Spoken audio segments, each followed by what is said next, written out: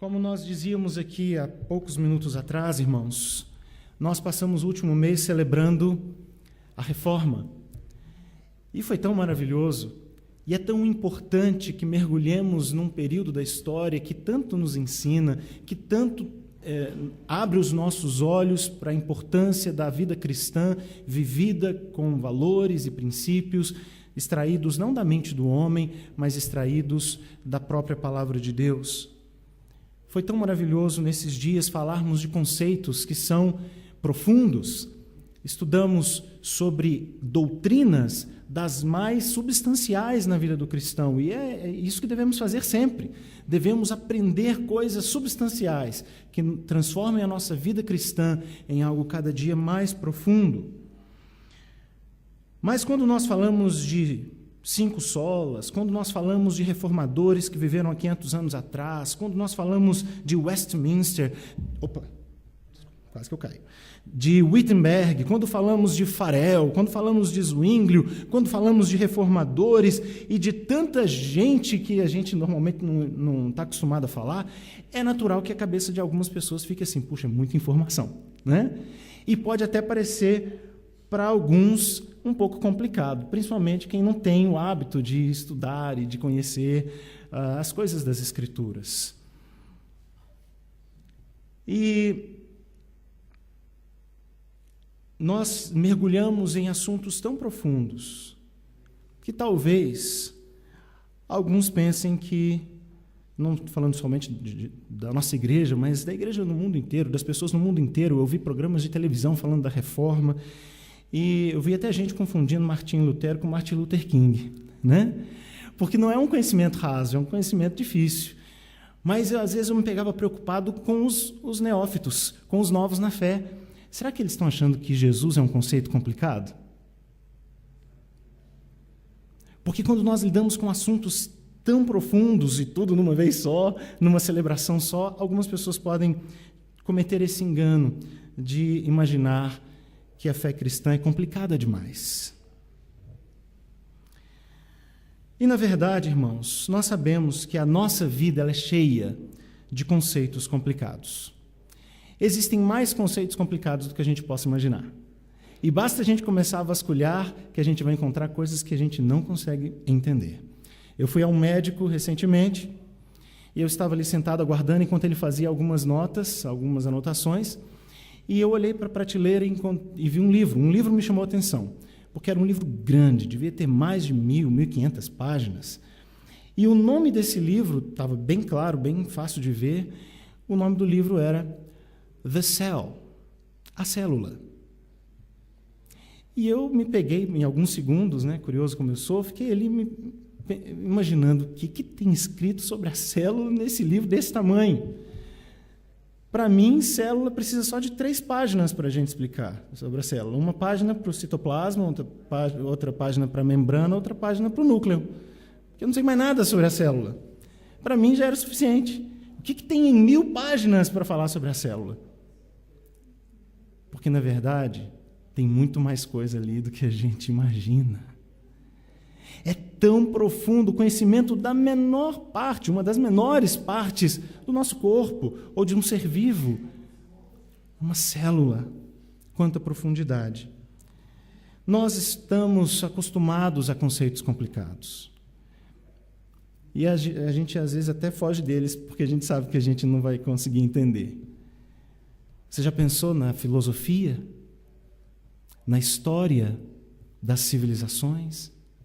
Você já pensou nos problemas do mundo? Nas guerras? Na formação das diferentes culturas? Você já pensou nos problemas sociais? Miséria? Injustiça? Quantas coisas complicadas demais para nós. E nós vamos nos acostumando com este mundo complicado, vamos nos acostumando com esse mundo cheio de dúvidas e questionamentos, que nós acabamos correndo o risco de negar ou de rejeitar a possibilidade de uma mensagem simples. Por isso, o tema de hoje, que eu quero trabalhar com vocês, é a complexidade da vida e a simplicidade de Jesus. A simplicidade de Jesus. A vida, ela é complicada, sim, mas muitas vezes nós a tornamos ainda mais difícil. Eu quero que você imagine um diálogo entre um marido e mulher, tá? Vamos imaginar um diálogo que nunca aconteceu. O marido chega e diz para a mulher: eu te amo. E a mulher responde: por quê? Por que você está dizendo isso assim do nada? Não, meu bem, eu só estou dizendo que eu te amo. Mas você está dizendo isso porque você fez alguma coisa de errado e você está se sentindo mal, você está se sentindo culpado, por isso que você está vindo com essa conversa mole? Não, meu bem, eu só estou dizendo que eu te amo e eu queria trazer para vocês umas flores. Para você, umas flores. Flores? Você está encrencado mesmo. Você está encrencado. Ou você está precisando de alguma coisa. O que você quer? Fala logo o que você quer. Que história é essa?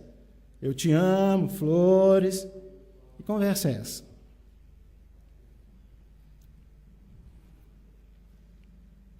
Chega dessa historinha. Antes que alguém comece a cutucar o marido aqui. O meu ponto é um só. Uma mensagem simples. Uma mensagem simples pode ser difícil de ser compreendida quando a nossa mente está cheia de questionamentos, de reservas, de barreiras. Uma mensagem simples, eu te amo, é uma mensagem profunda, eu sei. É uma mensagem maravilhosa, mas ela é simples. Mas pode ser difícil de alguém receber essa simples mensagem quando a mente está envolvida com questões, dúvidas, incertezas, preconceitos, vaidades, orgulho. Quando nos enchemos de nós mesmos e não queremos nem receber o que o outro tem para nos dar. Isso acontece também com a mensagem de Jesus. A mensagem de Jesus, ela é sempre maravilhosa. Ela é sempre rica, profunda. Não é uma mensagem barata, fácil, mas é uma mensagem simples. E muitas pessoas rejeitam a mensagem porque estão bloqueadas por questões da complexidade dessa vida e não conseguem entender simples atos de Jesus. Porque nós lemos o texto de João 9. João 9 nos mostra uma situação tão simples, em que Jesus, com seu amor e graça, encontra um homem cego de nascença. Vocês ouviram o relato da história. Jesus fez algo que aparentemente para nós não faz o menor sentido. Jesus fez algo que para nós é até um pouco nojento. Cuspiu. Vamos falar sério, não é? Weird, né? A palavra inglesa para isso. Mas o que ele fez foi poderoso. Não importa se foi estranho ao meu entender. O que ele fez mudou a vida de uma pessoa. Completamente. E que emocionante deve ter sido para esse homem. Depois de adulto, tendo nascido cego, poder ver o céu azul pela primeira vez.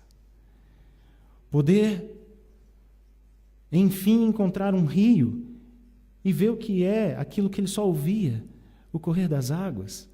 E agora ele olha para o reflexo de si mesmo no rio e ele até acha que ele é bonitinho.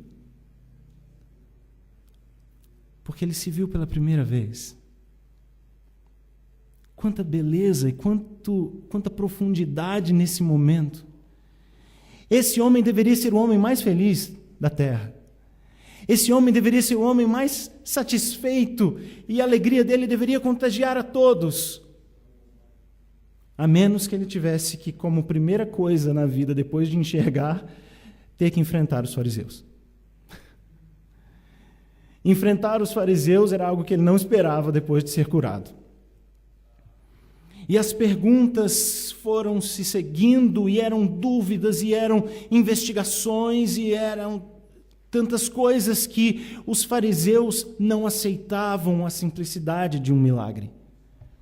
Eles não aceitavam o que Jesus havia feito por aquele homem. Ah, mas era sábado, sábado não pode. Não, curar no sábado não pode. Ah, mas não, deve ser que esse moço aí é um charlatão. Eu acho que esse homem, esse cego, ele está fingindo ser cego, e eu quero saber como é que ele fez para ser cego fingido por tanto tempo, porque não é possível que isso aconteceu. E as dúvidas e os preconceitos e tudo estava na mente dos fariseus. E eles não podiam receber aquela simples mensagem de um milagre. Esses homens, esses fariseus, de fato eram os principais cegos dessa história. É o que nós vemos no texto ao longo de todo esse capítulo. Nós vemos que o cego, ou os cegos dessa história, eram os fariseus. E o problema dos fariseus não é que eles não enxergavam. O problema dos fariseus é que eles tinham olhos, mas não queriam ver.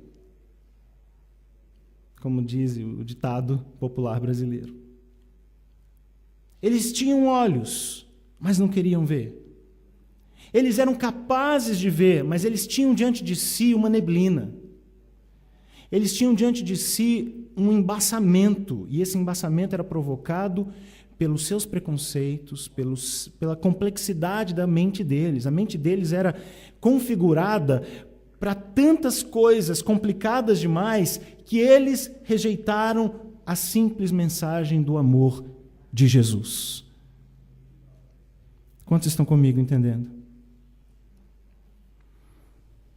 Algo que eu aprendi, e eu espero nunca esquecer, é que cristianismo não é meramente uma religião, com tanto de coisas para a gente aprender, com tanto de regras para a gente seguir, com tanto de costumes para a gente desenvolver. Não.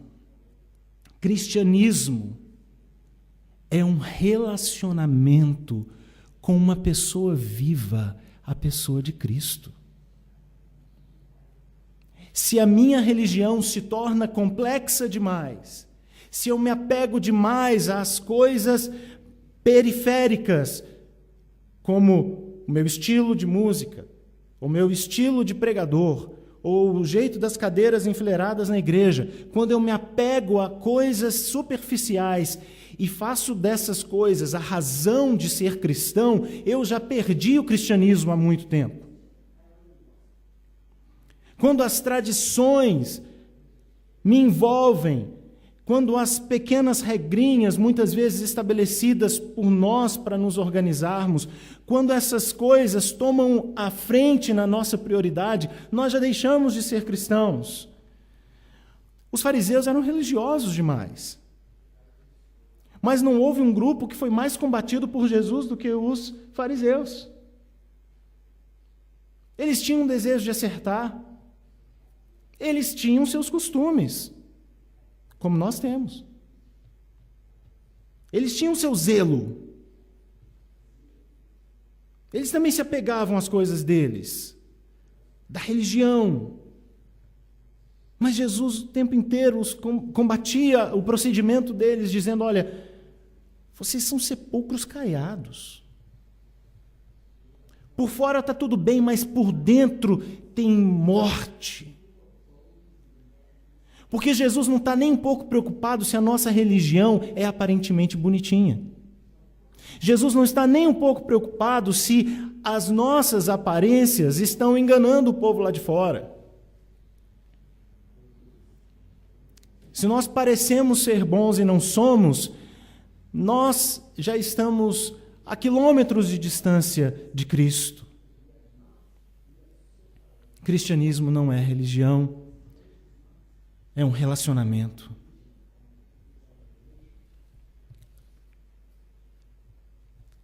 E uma das piores coisas que podem acontecer na Igreja de Cristo é quando ela se torna complexa demais.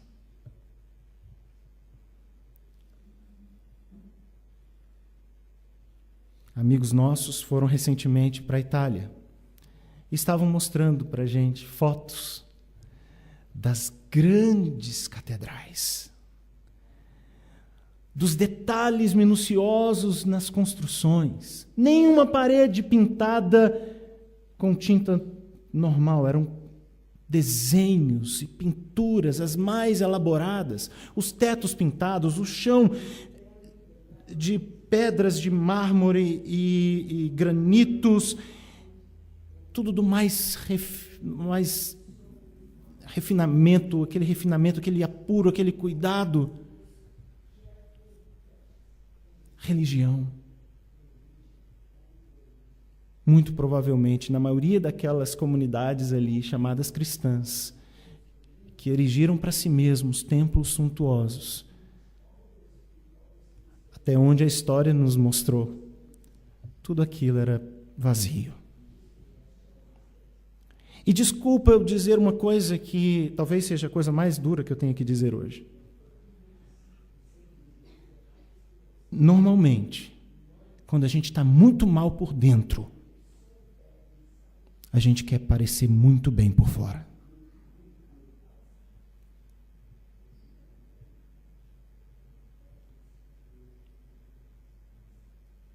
Na minha caminhada cristã, eu já encontrei pessoas vivendo as situações mais duras na sua vida pessoal. Mas quando você olha, você não diz isso, porque ela está bem. Alguém já disse, eu não quero generalizar, eu sei que existem particularidades, ok? Mas quando alguém está preocupado demais com sua aparência e quer fazer tudo para ser bonita demais, no caso, muitas vezes as irmãs, as mulheres, quando existe um exagero, quando existe um peso grande demais dado para o lado de fora, cuidado, tem alguma coisa que não está bem por dentro.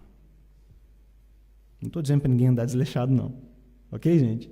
Mas a gente até nisso tem que ser equilibrado.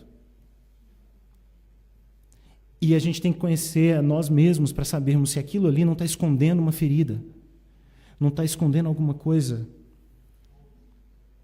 muito ruim. E quando isso acontece com a igreja? E quando a igreja, como eu dizia, se torna complexa demais, preocupando demais com a aparência, isso é um sintoma que ela está se tornando independente. E na vida cristã, independência é morte. Na história brasileira, a frase é outra, né? Independência ou morte. Mas na vida cristã, independência é morte. É morte espiritual, é cegueira. Quando nós nos tornamos bons demais no que fazemos e fazemos sem contar com Cristo. Quando nós estamos tão seguros da nossa vida que nós não precisamos mais orar.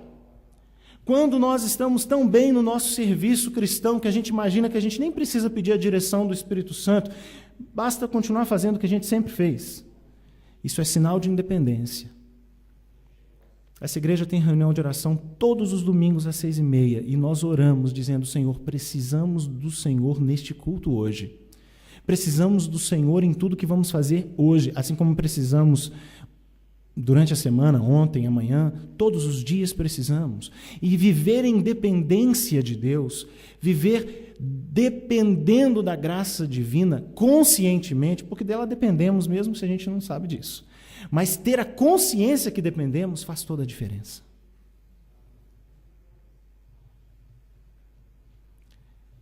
Talvez você pense assim, que é isso, pastor? Isso não acontece, não.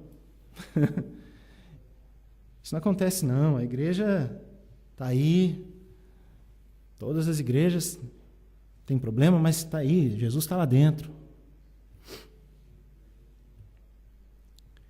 Desculpa, meus irmãos. Nós vemos tantas distorções no mundo cristão. E essas distorções, elas saem de dentro de igrejas. muitas delas que construíram para si um sistema complexo, um método complexo, uma visão complexa, deixando a simplicidade do Evangelho, deixando a palavra.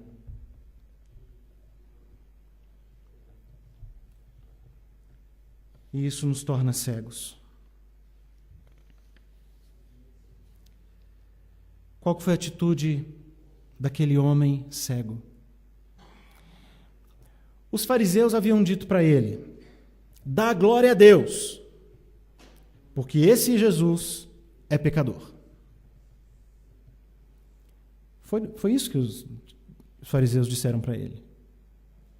Dá glória a Deus, não para esse Jesus.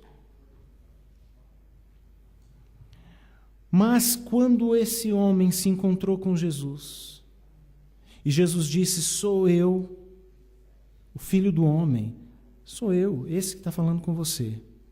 Qual foi a atitude do cego? Ele adorou a Deus e disse: não, Jesus, você é pecador. O homem cego seguiu o conselho dos fariseus? Não. Ele escolheu o oposto. Porque diante de Cristo só existem duas opções.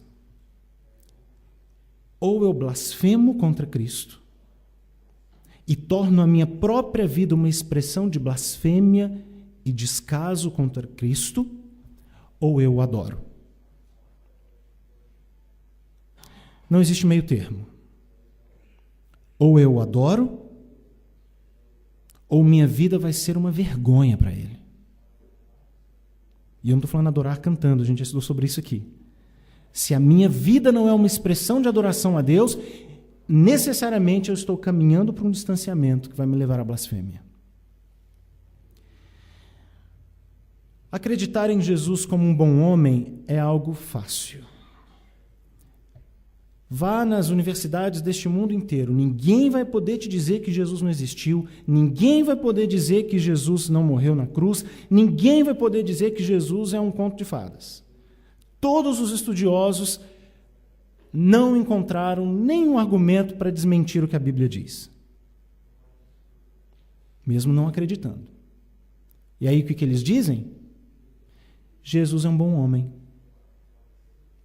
Jesus é apenas um bom homem, um bom mestre, como outros vieram depois dele ou antes dele, um bom homem.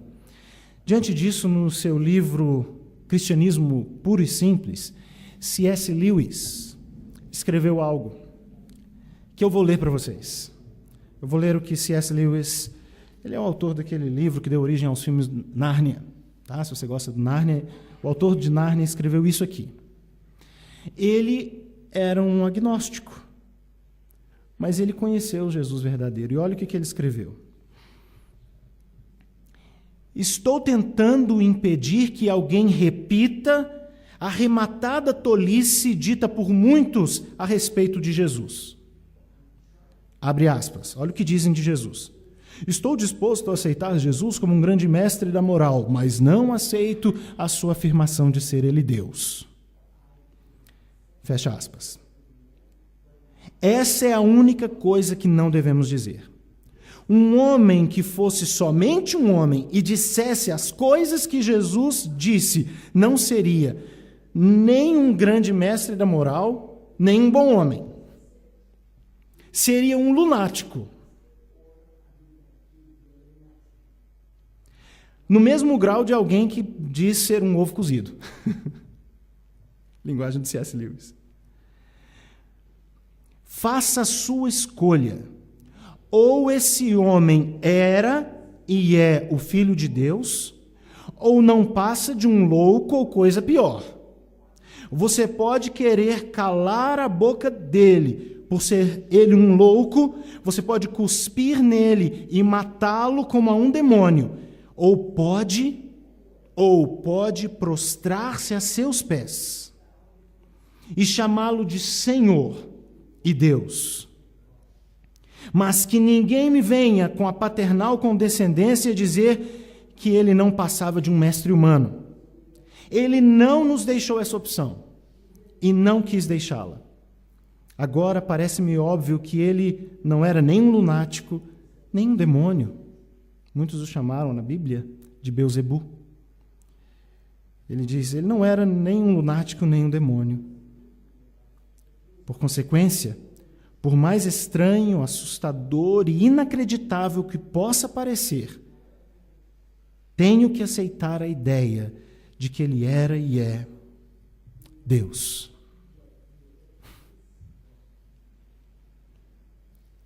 Que testemunho profundo. Não tente entender Jesus com a complexidade dos seus argumentos, com a complexidade da configuração da sua mente. Todas as pessoas que tentaram explicar os milagres não conseguiram. Todas as pessoas que tentaram encontrar uma explicação nas leis da física, nos fenômenos, para explicar o que a Bíblia diz, nenhum deles conseguiu êxito, porque o que Deus faz em sua palavra, o que Deus mostra e revela em sua palavra, não é algo que possa ser explicado de acordo com as nossas configurações mentais. Por isso é que nós somos chamados para uma fé simples. E quando eu digo que Jesus é simples, não me interpretem mal, porque eu não estou dizendo que Jesus é raso, ou que Jesus é superficial. Não. Não existe nada de raso numa declaração de amor. Mas os simples receberão essa declaração do amor de Deus de braços abertos. Os simples não vão perguntar: por que você me ama, Jesus? O que você quer de mim por me amar? Por que me trazes flores? O simples aceita a declaração de amor de Jesus, sem resistências, sem barreiras.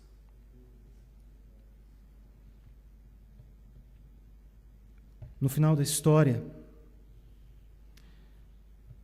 a parte que nós não lemos, os versículos 39 em diante, dizem assim: prosseguiu Jesus, eu vim a este mundo para juízo, a fim de que os que não veem, vejam, e os que veem se tornem cegos. Alguns dentre os fariseus que estavam perto dele perguntaram-lhe: acaso também nós somos cegos? Os fariseus perguntaram. Respondeu-lhe Jesus: se fosseis cegos, não teríeis pecado algum, mas porque agora dizeis, nós vemos, nisto subsiste o vosso pecado. Nisto vocês encontram-se culpados. Jesus estava dizendo: não tem problema para mim com os cegos. Eu não tenho problema com os cegos. E eu acabei de mostrar que eu não tenho problemas com cego. Eu curo eles. O meu problema é com quem diz que pode ver. Jesus está mostrando que ele não tem problema nenhum com o cego. Mas o que se diz sábio, inteligente demais, e que acha que tem o domínio da complexidade da vida, esses não se rendem a um Jesus que se apresenta como Jesus se apresentou a nós. O milagre que Jesus operou, a medicina jamais vai conseguir explicar. E em nenhum momento ele mesmo explica. Alguém fala: eu não consigo acreditar na Bíblia, porque como que eu vou acreditar que o mundo foi feito em 6 dias? A Bíblia não explica. Ué, não é porque ela não explica que não é verdade. E é de nós se tudo fosse registrado aqui, a gente não daria conta, né? Seria tanta informação. O que foi preservado nas Escrituras é para a nossa salvação. Nós apenas precisamos receber por fé. A fé simples, a fé na mensagem, a fé no amor de Deus. Essa semana, meus irmãos, o mundo cristão começou a celebrar, e você deve ter visto alguma coisa, porque, se não me engano, foi no dia 7 de novembro, um dos maiores pregadores, reconhecido por todas as denominações, o Billy Graham, ele completou 99 anos. E eles estão fazendo assim, um ano de celebração pela vida dele, para chegar no 100º aniversário. Está aí, vivo. Um homem que pregou em todas as nações do mundo praticamente. Se assentou com reis, com líderes religiosos. Ele falou para as maiores multidões. E é claro que esses conceitos são difíceis da gente explicar, mas ele é considerado o maior evangelista de todos os tempos em volume de pessoas alcançadas, porque eram milhares e milhares de pessoas que o ouviam. Enquanto ele exercia o seu ministério, todos os presidentes americanos pediram para que ele orasse na sua cerimônia de posse. Ele se assentou com todos os presidentes americanos e foi o conselheiro deles. Esse homem, ele é conhecido pela simplicidade de sua mensagem. A simplicidade de sua mensagem. Uma mensagem evangelística, um convite à fé. E a vida dele se tornou um testemunho para milhares e milhares de pessoas.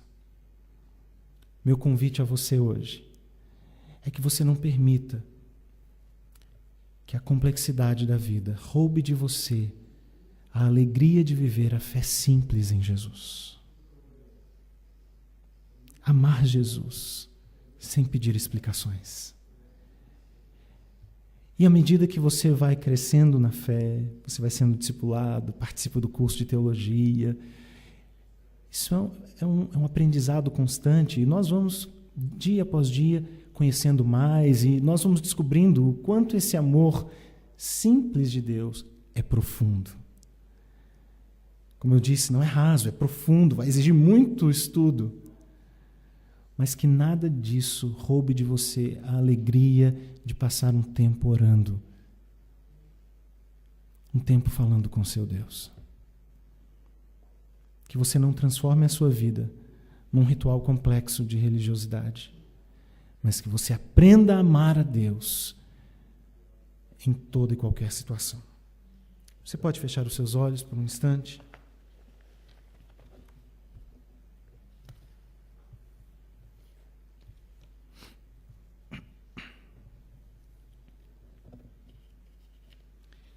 Pensando em tudo que você ouviu,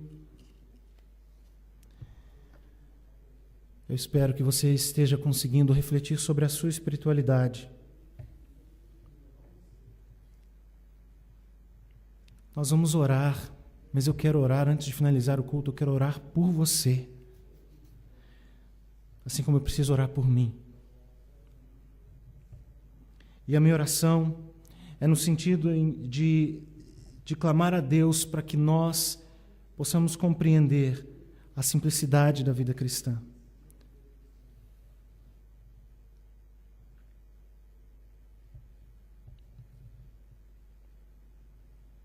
Jesus, certa vez, orou, dizendo: graças te dou, ó Pai, Senhor do céu e da terra, porque ocultaste estas coisas aos sábios e instruídos e as revelaste aos pequeninos. Pequeninos devemos ser todos nós. Os que recebem como crianças, os que recebem com coração de criança a mensagem do amor de Deus, sem reservas.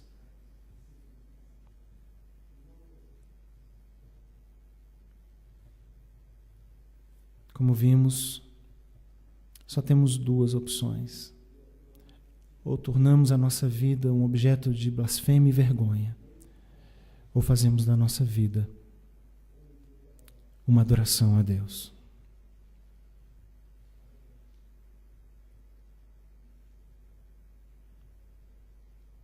De que lado você está?